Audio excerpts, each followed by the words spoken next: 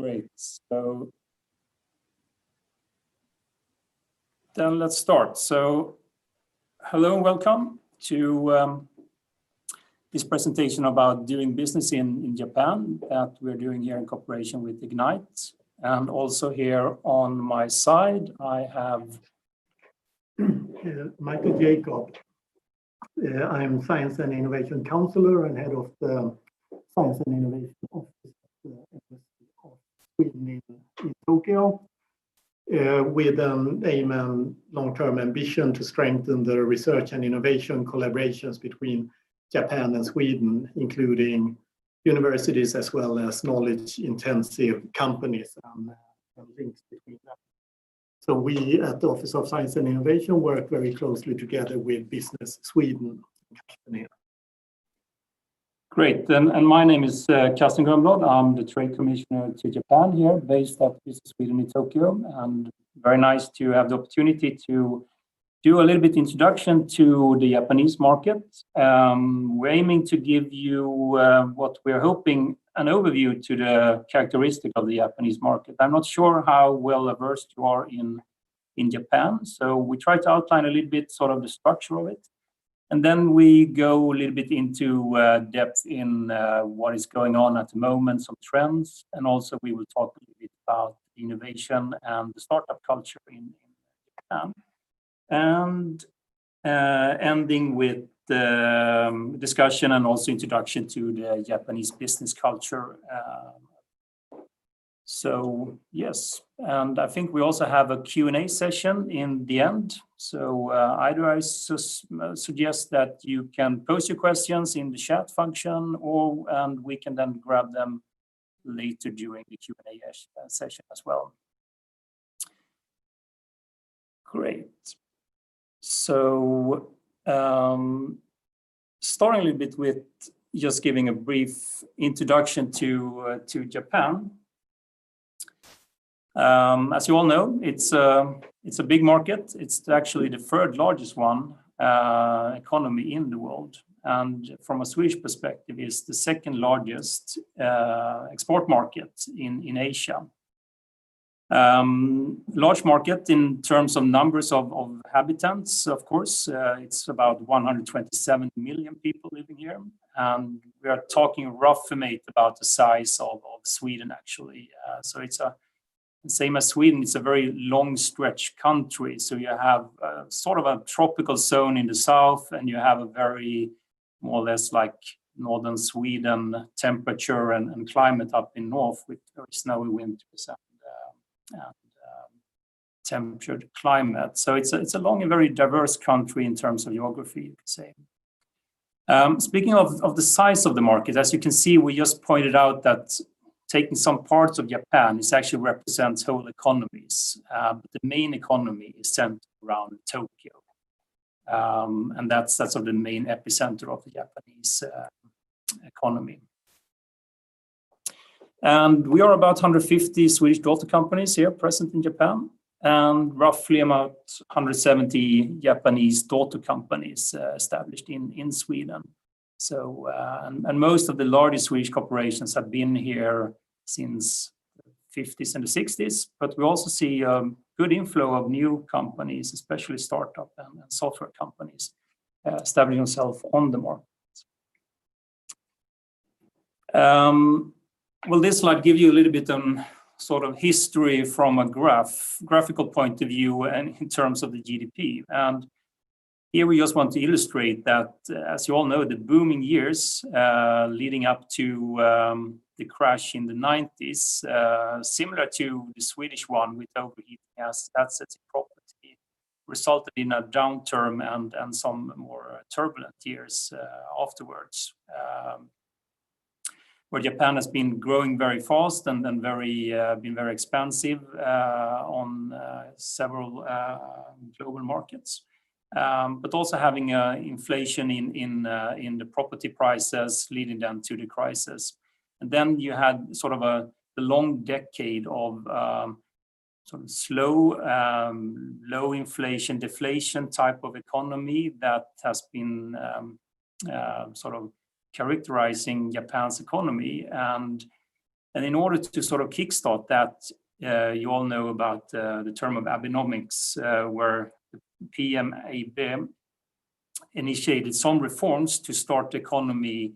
And actually, during the last years, we have seen an uptake in growth, but also in openness to ownership in some companies. And the reforms he then pushed was also due to opening up for international ownership in the companies, but also opening up the labor market, making it more possible for females to participate with extended daycare and child support benefits. And also a very fiscal stimulus type of approach, curbing the economy to with help of growing the public debt. So we're just looking at the present situation. We have the Prime Minister Suga being a new Prime Minister. And it seems like that the reforms will continue, and it actually seems like a very positive reform spirit at the moment in from political side. The same side, Japan is also taking a step forward and driving and taking responsibility in the trade agreements. You have lately the EPA trade agreement formed with the EU, opening up and lowering a lot of tariffs and barriers to the Japanese economy. And in some industries, for example, in the food, you more or less have halved the tariffs, and there is a path to sort of reduce most of the tariffs in the coming years. At the same time, also, they took a leadership in the TPP trade agreements with Pacific partners. So I think that's also an indication of Japan opening up from the trade barriers that some of you might have sort of seen as a hurdle and a barrier to entering the market. So that's also a good signal. But also there are some ongoing new reforms that we will talk a little bit later on as well.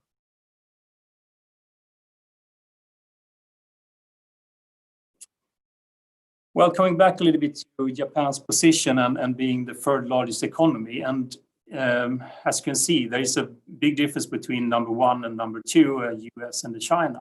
Japan still represents 5 trillion economy, and it will do so for the coming foreseeable period. Perhaps India will overtake Japan to some projections. That is to be seen, but that is sort of the fast-growing, heavy populous economies taking that position. But Japan is still going to be a big force in the world economy and having a big gravitation.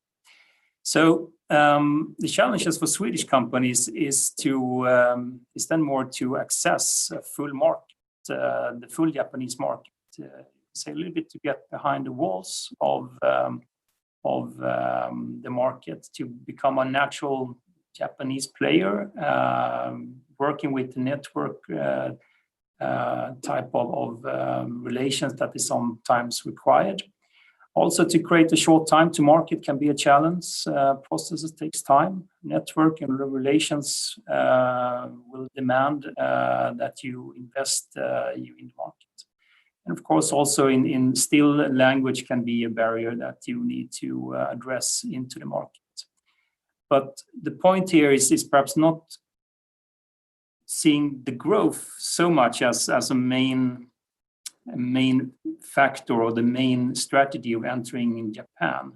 It's more of a very big value-based market, being both big in size of absolute size, but also representing a very advanced and mature market. There is a lot of opportunities for Swedish companies to access this and collaborate around this. But it's also how you can take a full part of the potential of the market. So this slide actually is based on the data that we pulled from Business Climate Survey that we have asked Swedish daughter companies. So it illustrates little bit the market growth rates, but also what the Swedish companies have asked, how profitable they are on the market. And the bubbles indicates the size of the market. So here it shows and illustrates that Japan is, for many Swedish companies, or most Swedish companies, up to 80%, a very profitable market. So the companies that have done the journey and established here, they normally are facing quite a stable and profitable type of business here.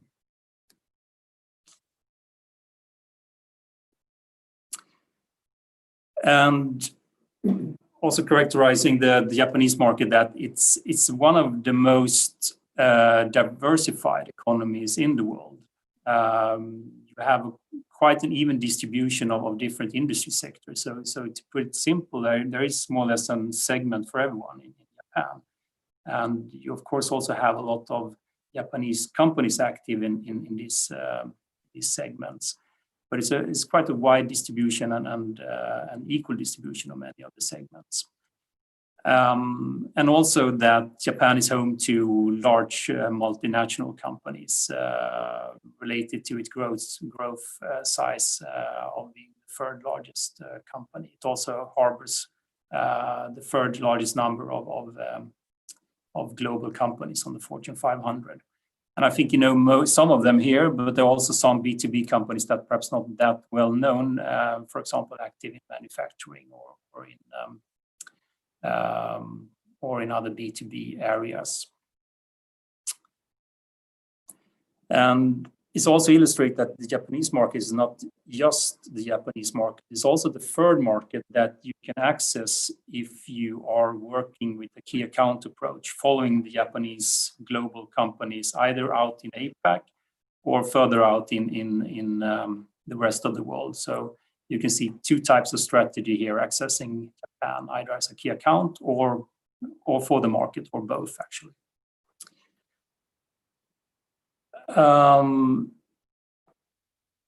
Yes, and I think we need to address the COVID situation, of course. We won't spend too much time about it, but we could say that the COVID situation has been here more or less since beginning of February, when it started in China with the Chinese New Year's. COVID came to Japan, and I would say that Japan has done quite well in comparison to many other countries. There are quite a low relative number of deaths, about 2,000 people. There's also a relatively low number of hospitalized people, and also the number of infection is also quite low, especially now if you compare it to Europe. So there hasn't been really lockdown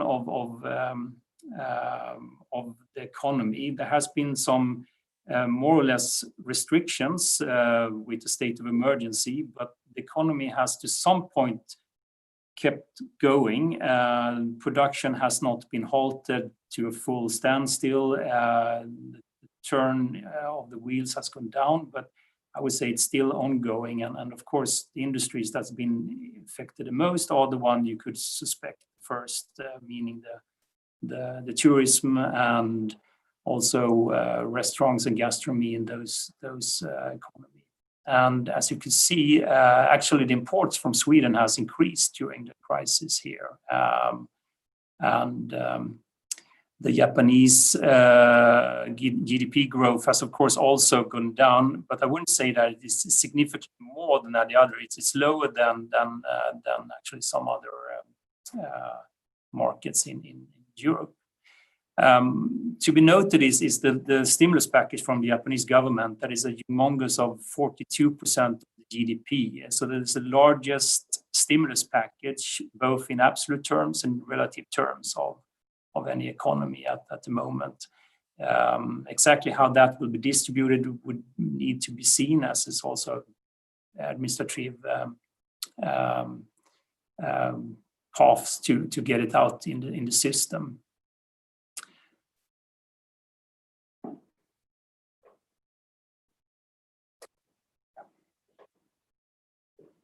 So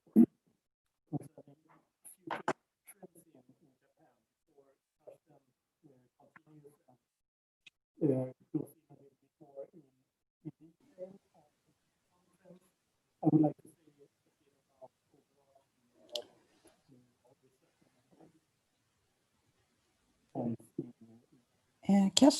Carsten, I think something happened with your sound. All of a sudden, you're very, very far away. Yeah, are we closer now? Oh, yeah, perfect. Great, thank you. Oh, And please take it from the beginning on this picture because it lost. The sound was lost. Okay. Thank you.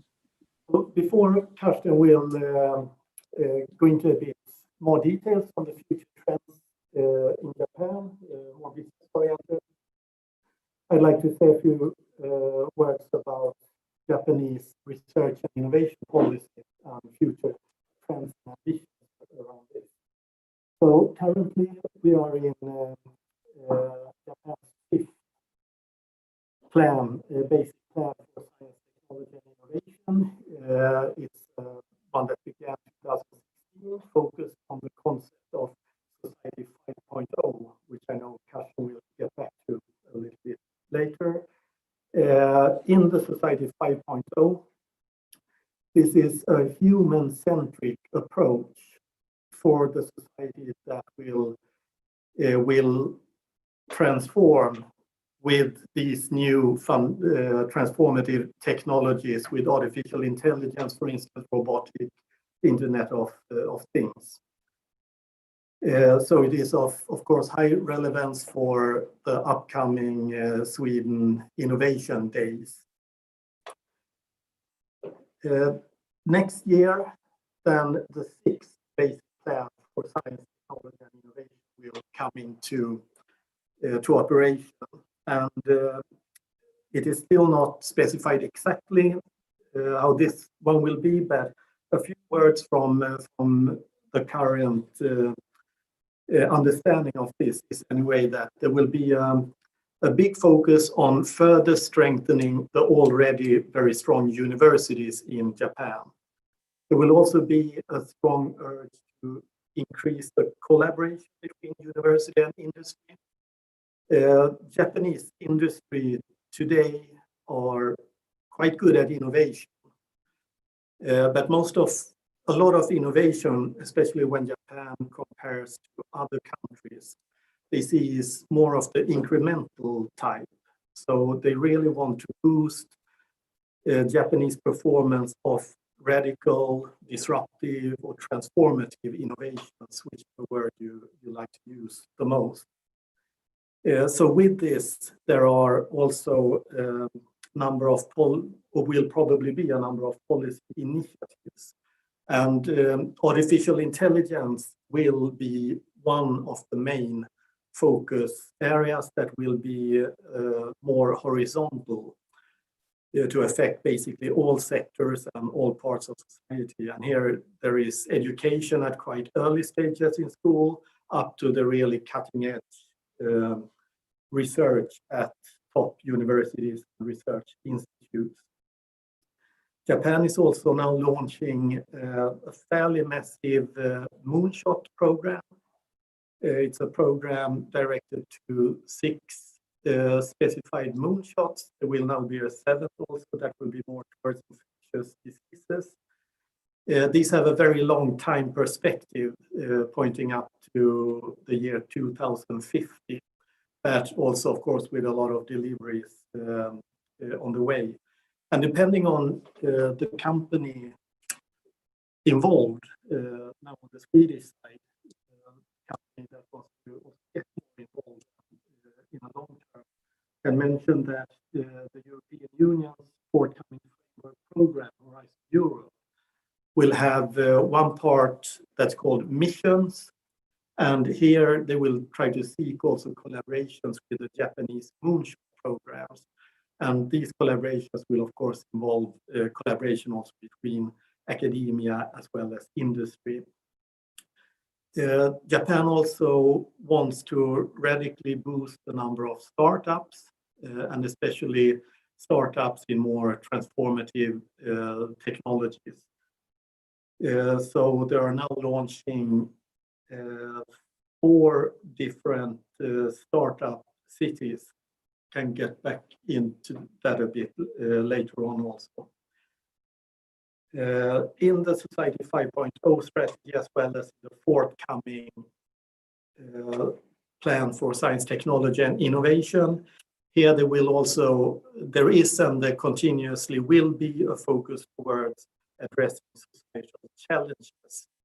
And with societal challenges, here I know Carsten will come back to some of the challenges, but the important aspect in this is that by addressing societal challenges, you can promote collaboration, and the actual solutions to societal challenges, they will not be of interest only for Japan or for Sweden. They will be of interest for global markets also and can drive competitiveness and growth. So I stop here and leave the word over to Carsten. Thanks. So, coming back to the innovation environment as well in Japan and also Sorry, now, Carsten, now you are too far away from the computer. You have a very sensitive microphone, it seems. we have a very advanced one, so that might be the. We should have done. It's prioritizing. Exactly. We should have done with the basic one. Can you hear me good now? Yes, a little bit better. Thank you. Okay, great. So we talked about a little bit the Japanese market, the structure and the history of having a slow growing with deflation and but at the same time the last year with more expansive reforms curbing the economy.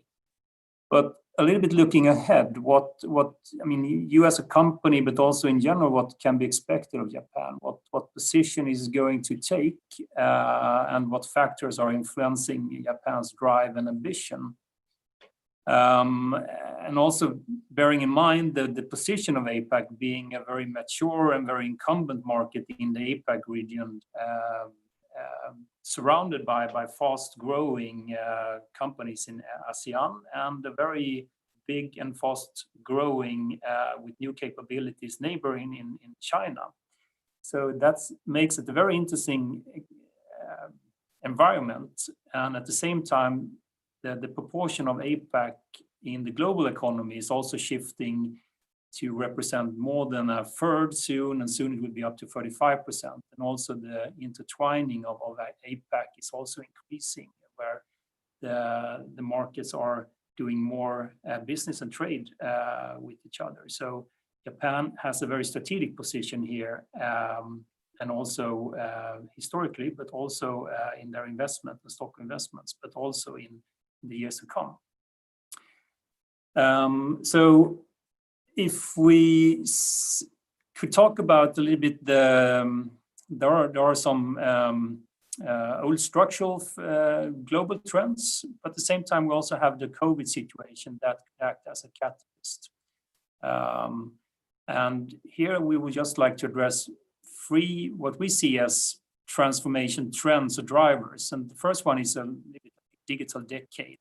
So an acceleration and transition for Japan to the Society 5.0 that Mike was referring to, and especially the uptake of digitalization and innovative solutions, for example, in the e-government, but also the DX strategy that has been launched as a reform from now together with the COVID stimulus packages. The rise of sustainable action, there we see that Japan has now, just recently, a few weeks back, taking a step forward and launched their initiative to become carbon neutral by 2050.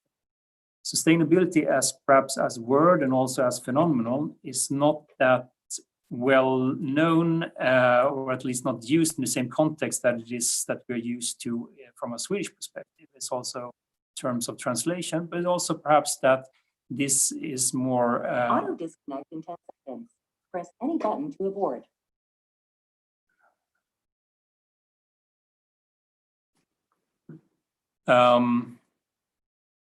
And also we see a growing interest in international partnership from Japanese companies, as Michael also described it, to connect to innovation, to connect to a more collaborative approach to address societal issues, but also getting more access to the European markets and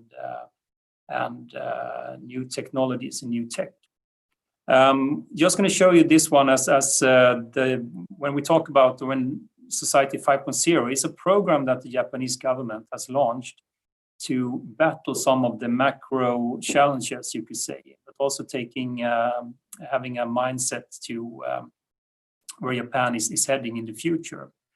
So the Society 5.0 is more or less sort of development of a connected world, but here you add the layer of the data, big data, and the AI as a type of a brain, and as adding to the muscles in terms of IoT and connectivity, and also the robotization.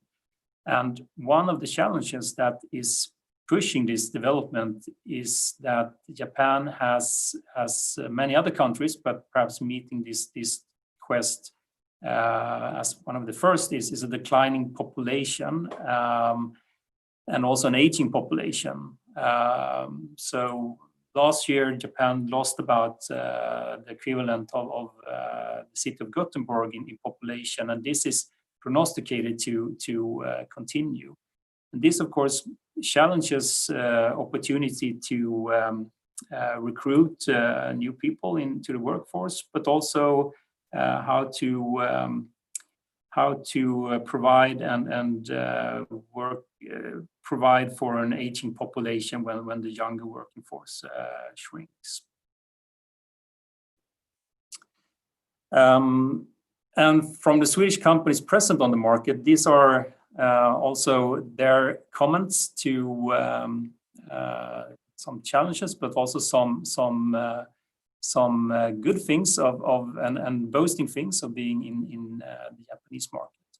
But if we take it to the notion of the digitalization, as you all know, Japan is very well advanced. It's very far in many areas, but in some areas, it's sometimes to surprise where you can find low absorption rates of some digital tools and technologies. For example,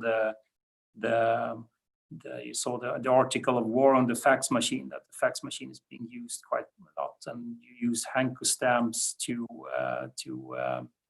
in correspondence with governments and official authorities to seal documents. But all those things are being then put to test now and also being launched in programs from the government and also from the companies, a little bit stress test by the COVID. Addressing the sustainability, just want to show you that the energy mix of Japan is changing due to the closure of the nuclear plants of Fukushima crisis. So there is already ongoing solar, and I know offshore wind is one of the also promoted area. And now with the new carbon neutral commitment to 2050, I think this will also pave the way for many good initiatives to opening up opportunities for Swedish companies in clean tech or in optimizing energy efficiency and so forth.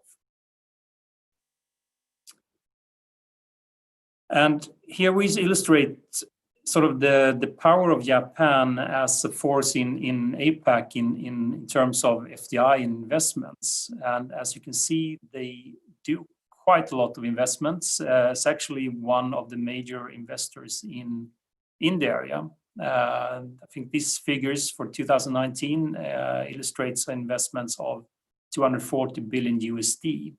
So that is actually exceeding the ones of China, perhaps more popularly known, the Belt and Road Initiative with $120 billion USD. So Japan is very active, perhaps not always well known, but they're very active in APAC and ASEAN as an investor, and also the stock investments is also one of the highest from any country. So I think this also makes Japan a very crucial player for the continued development in APAC and as a partner working with larger Japanese companies that already have their established on some of these markets. And we also see that the deal flow of M&As is increasing globally. And short snapshot here, you can see Japanese investments in Nordic startups, where they illustrates that they've been quite active the last year. This data is until 2019. Illustrates the last 3 years, 2016 to 2019, I think. Also interesting to know that the Nordic Ninja Fund is an example where Japan, together with some companies, have set up a fund worth $100 million just focused to drive investments in Nordic startups with headquarters in Helsinki. So I think this illustrates the interest to connect to technology and innovation and startups in Europe. And I also have an openness from companies to proceed to come to Sweden and to get in contact with Swedish innovations or Nordic innovations. So coming back to the innovation environment, here just some figures illustrating Japan as an innovative, a very innovative country.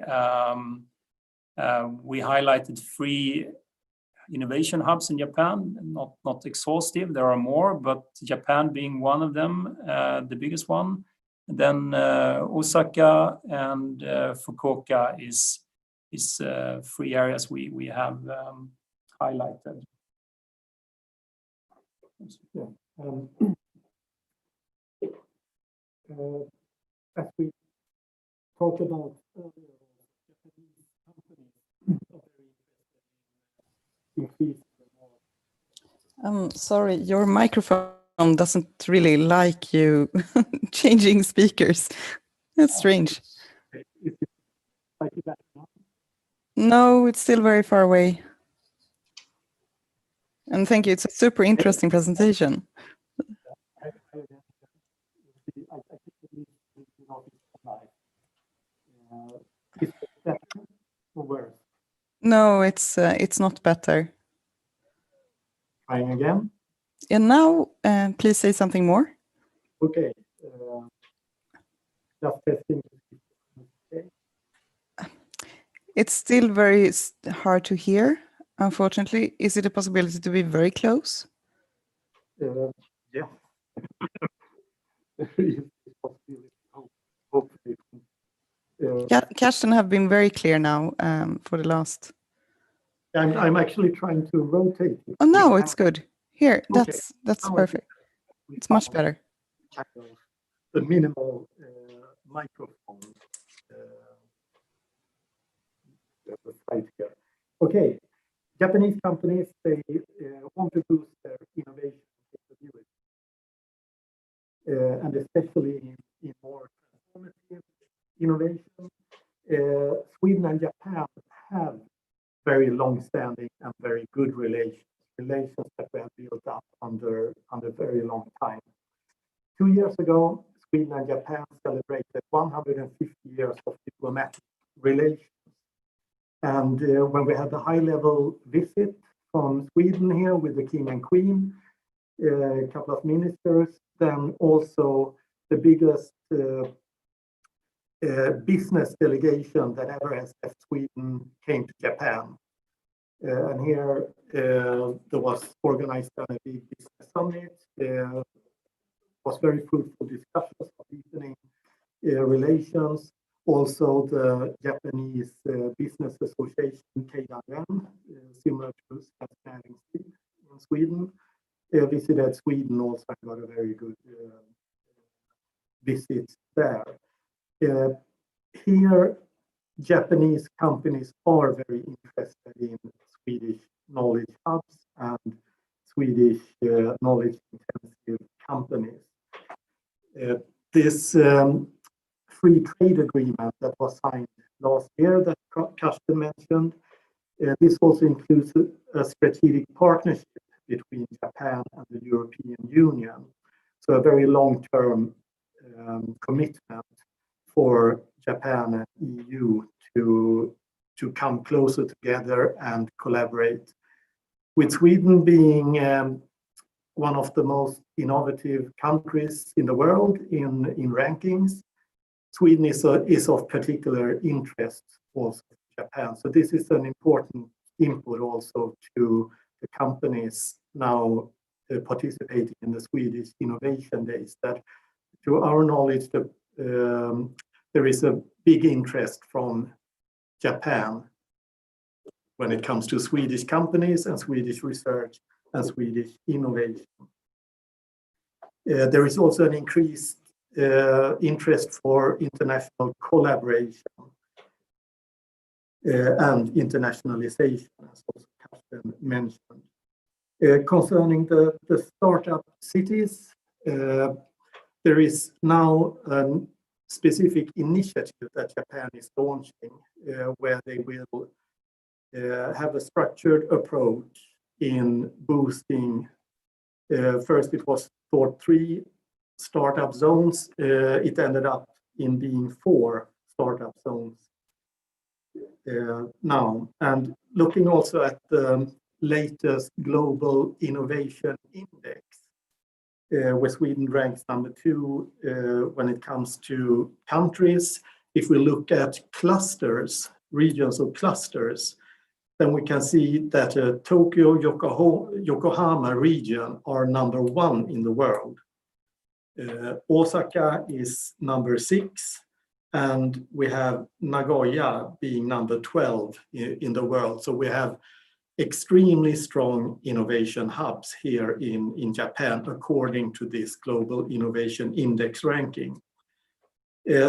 The 4 startup cities that now are being launched, that is the Tokyo-Yokohama region, the Fukuoka region, we have Nagoya with Hamamatsu, and then we have kind of an expanded Osaka area that's called the Kanto area. So it contains Osaka, Kobe, and Kyoto. As just comparison to this regional cluster ranking, I can mention also that Stockholm ranks number 33 in the world. Thanks. Over to Carsten.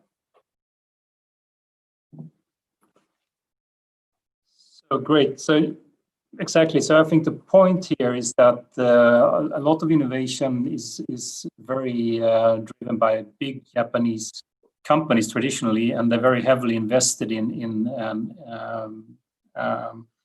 putting aside a large proportion of their turnover in R&D activities. But at the same time, there is I would say a big interest to drive startups, and that hasn't been happening to the same extent that's perhaps in other countries like in Sweden or in US.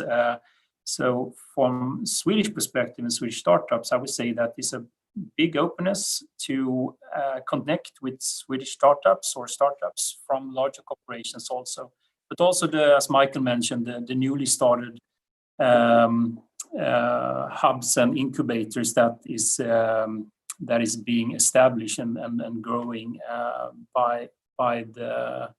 growing steadily. So yes, so by that I think we round up the presentation just briefly mentioning the Japanese and Swedish cultures, how to sort of go about,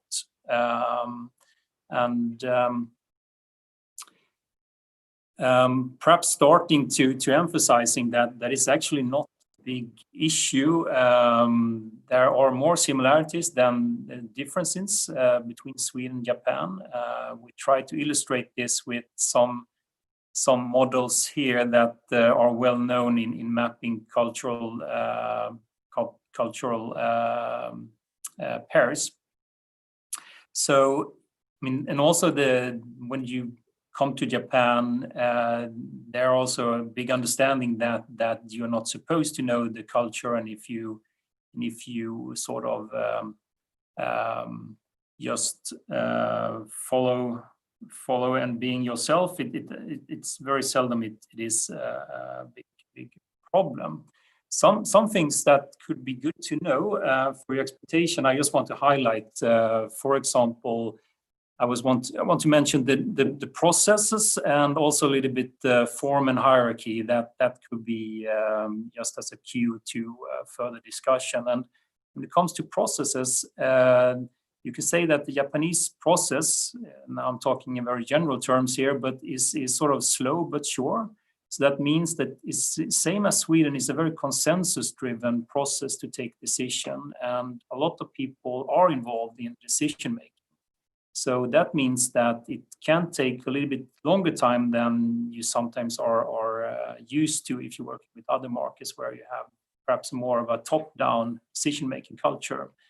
And especially if there are alterations in some of the proposals or the projects, then it has to go another round and being established in.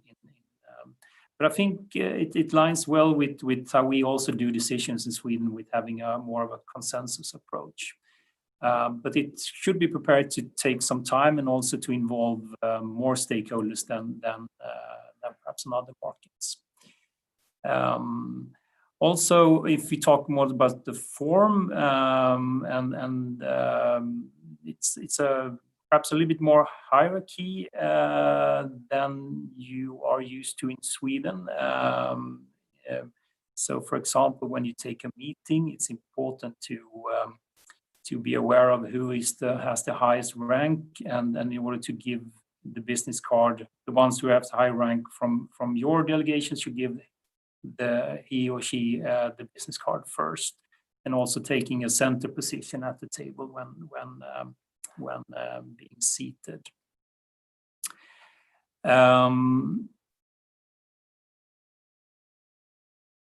Yes, so there is a lot of other things you can go in depth about the business culture, but as I say, it's normally not a big issue for Swedish companies or Swedish representatives, being the awareness of from both sides. So I don't see this as a main obstacle.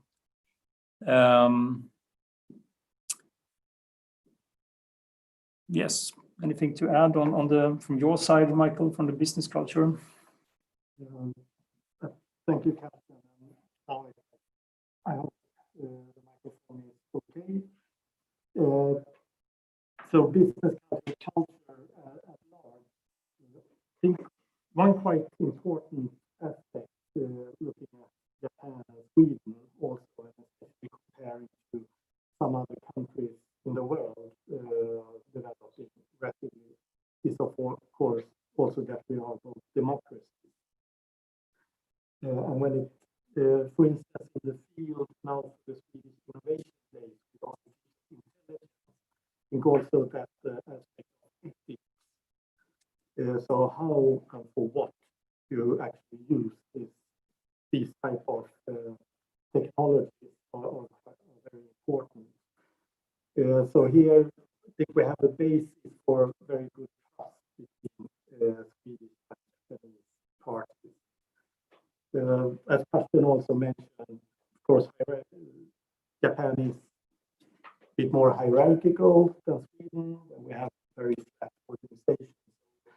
Now, of course, it won't be any physical meetings that will be at the innovation days, but when there will be physical meetings, these Carsten mentioned are of course important, and with business cards, that is kind of almost a ritual in Japan, where you should try to, with respect, receive a business card and look at it and maybe make a comment to the person or the person's position and so on. So really show that you have seen it and understood and appreciated it.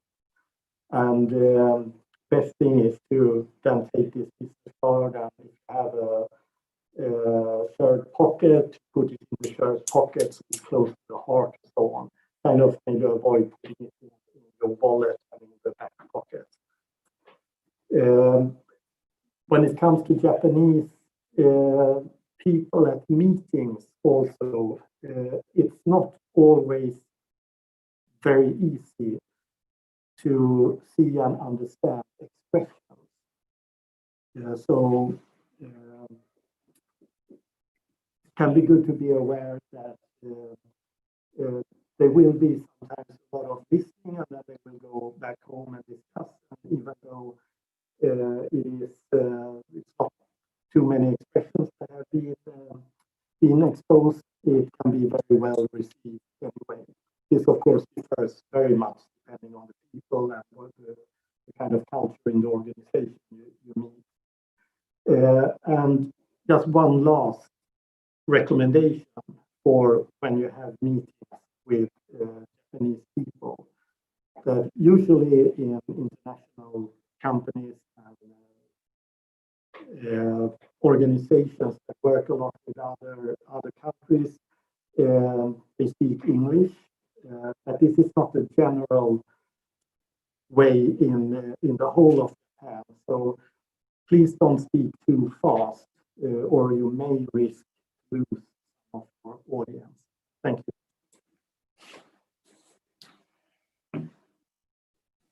Great. So I think we more or less have reached our time, and happy to take any questions or any comments from the audience.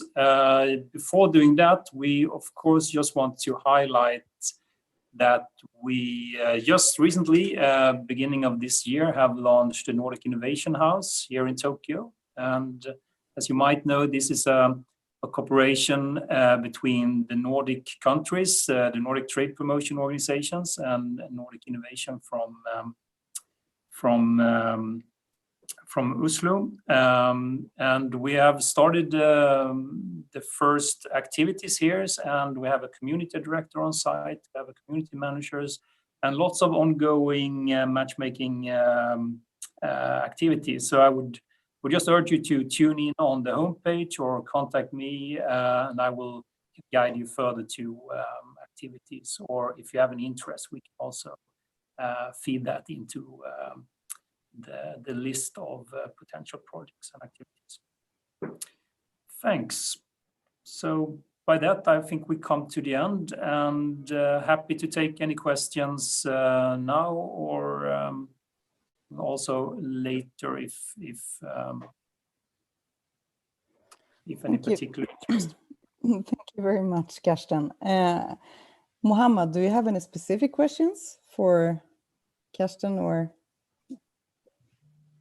please, you can unmute yourself and ask it. Okay, perfect. Thank you very much. I thought that we have to write it down. Thank you very much. It was a really insightful and very interesting facts from Japan. The first question come to my mind is that what's the first challenge that Swedish startups, not corporates, because I think it's different than corporates and startups, when Swedish startups are entering into the Japanese market, what they should take in mind, and what is the first challenge that we should be prepared for? Yes, thank you. Thank you for the question. Good question. I would say the first challenge is finding an entry to sort of the industry or the segment you are interested in. It's quite of network driven in many senses. So finding a good speaking partner that can sort of create an endorsement is important, and also as discussed, that the language barrier, depending on which type of industry and company you are talking to, might also be a very practical barrier from the start. So finding someone that can guide you a little bit in establishing and also endorsing you is something that could shorten the time to getting more operative on the market. Thank you. Thank you. That was a very good question. We actually had a similar question this Friday from another country. How would you say the perspective on actually getting someone on board as a Swedish startup wanting to enter Japan? You might have taken your first number of meetings and you have your first collaborations about to get started. Is it easy to recruit your first team member in Japan to do the actual work? Yes, yes and no. I mean, no, due to that recruitment is tough in Japan. There are about 400 available, sort of 104 available jobs. There are about 100 applicants. So, but I think if you have a startup profile and you have sort of a very, if you have a clear field of thematic focus, then to my experience, the Swedish companies haven't had any problems recruiting. It might take a little bit longer time than what you used to, but you will then need to use certain networks and certain sort of to getting your ad or getting your interest out there. But it is a challenge. Be prepared to take a little bit longer time, but especially try to find the specific networks corresponding to your as we discussed, the startup environment is growing and there's a lot of more hubs now coming up. For example, the Nordic Innovation House. So using these platforms I think is a good way to solve this. Great, thank you. And if you would compare the level of salary to Sweden, how expensive is it in Japan? I would say that is perhaps it really depends on the position, but I would say that it's similar to Sweden, perhaps a little bit more expensive for some senior profiles. But in general, I think the price level in Japan is not that high than you might expect. Actually, so I count with perhaps 10 to 20% higher than Sweden, but that's at a general average. Okay, great. So very specific then, we have a matchmaking during Sweden Innovation Days in not that many days now. And what would be if you as a startup have a meeting with a Japanese large company and it feels really positive, how would you go on about it? As a startup, it's a little bit different on how persuasive you can be, depending on countries and so on. What is your best recommendation? What is your next step? You've had a great meeting, you feel that this can really be something, and you send the first email to thank you, and how should you go on about that? That's referring to culture. I would say that so during the meetings are perhaps less of purpose of taking decisions. So I would say that after the first good introductional meeting, try to carve out sort of 3 to 4 points that you will need to continue working with, and you try to disconnect in 10 seconds. Press any button to abort. That you need to go forward. So you prepare more in between meetings, and then you use the meetings as summaries. That is perhaps one difference to other markets. So try to conclude 2 to 3 points that you need to continue working with, and try to engage with the ones in the organization addressing those points. And then you set the meeting to sort of conclude what you have been working on. So the meetings are less sort of where you work and come to results. It's more where you conclude a result. And also a little bit, as I mentioned, sort of slow but sure. Be prepared that the process might take longer than you expect, because there might be more people involved that you might expect as well. So also see and ask which other people in the organization that should be involved and put on CC, so you are sure to cover them in the beginning rather than later, so you don't get a second loop of interaction. Okay, great. That's a good advice. Thank you very, very much. So thank you so much for being here this morning. And as we told you, this session is recorded and will be sent to, and it's actually already available on LinkedIn. And it will also be made available for all startups having meetings with Japanese large companies during the Sweden Innovation Days. So thank you very much.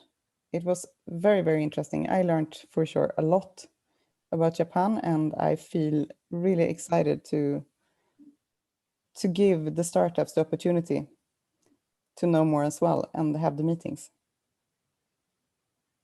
Great, thanks for listening in, and although early morning in Sweden, and just get in contact with us here in Tokyo if any further questions or want to go ahead with anything. Great. Yes. Thank you and good luck. Thank you so much. Thank you and bye-bye. Have a great day.